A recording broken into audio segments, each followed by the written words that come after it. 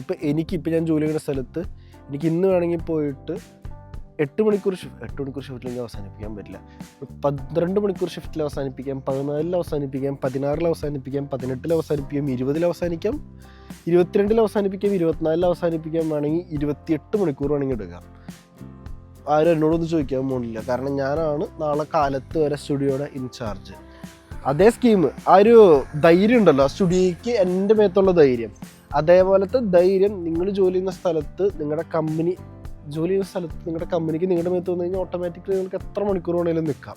ഇപ്പം പണ്ട് എൻ്റെ അവസ്ഥ പറഞ്ഞു കഴിഞ്ഞാൽ എനിക്ക് സ്റ്റുഡിയോയുടെ താക്കോലുണ്ട്, എനിക്ക് എപ്പോഴൊക്കെ ഒഴിവുണ്ടോ ഞാൻ പോയി ഷൂട്ട് ചെയ്യും. താക്കോലുണ്ട്, ഞാൻ ചിലപ്പോൾ വെളുപ്പിന് പോകും, ചിലപ്പോൾ രാത്രിയാവും, എനിക്ക് സൗകര്യമുള്ളപ്പോൾ ഞാൻ പോകും, ഞാൻ ഷൂട്ട് ചെയ്യും. എനിക്കൊരു അസിസ്റ്റൻറ്റിനെ റെഡിയാക്കി വെച്ചിട്ടുണ്ട്, അവന് എൻ്റെ സമയത്ത് ഫ്രീ ആവും, ഞങ്ങൾ രണ്ടുപേരും പോകും, ഷൂട്ട് ചെയ്യും, വരും. അപ്പം ഞാൻ എൻ്റെ സമയം അല്ലെങ്കിൽ എൻ്റെ കേപ്പബിലിറ്റി ഞാൻ ആ കമ്പനിക്ക് പ്രൂവ് ചെയ്ത് കാണിച്ചു കൊടുത്തു. അതിനുശേഷം എനിക്ക് എത്ര വേണമെങ്കിലും മണിക്കൂർ എൻ്റെ ഇഷ്ടത്തിന് ചെയ്യാനുള്ളൊരു ഓപ്ഷനും കിട്ടി. അപ്പോൾ നിങ്ങളും നിങ്ങളുടെ ഒരു കപ്പാസിറ്റി ഉണ്ടല്ലോ, അല്ലെങ്കിൽ നിങ്ങളുടെ ഒരു പവർ ഇത്രമാത്രം നിങ്ങൾക്ക് ചെയ്യാൻ പറ്റുമെന്നുള്ള നിങ്ങളുടെ കാലിബർ കാര്യങ്ങളൊക്കെ നിങ്ങൾ കാണിച്ചു കൊടുക്കുക. എന്നും പറഞ്ഞ് ആർഭാടമായിട്ട് കാണിക്കരുത്. ഓരോ കമ്പനിയിലും ഓരോ രീതിയിലാണ് നമ്മൾ ഉപയോഗിക്കുക.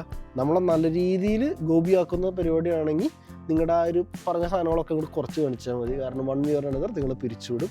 അതല്ലാത്ത പക്ഷം നിങ്ങൾക്ക് ഗ്രോത്ത് അവിടെ കാണുന്നുണ്ടെങ്കിൽ ഡു യുവർ 100%. ഗ്രോത്ത് കാണുന്നുണ്ടെങ്കിൽ മാത്രം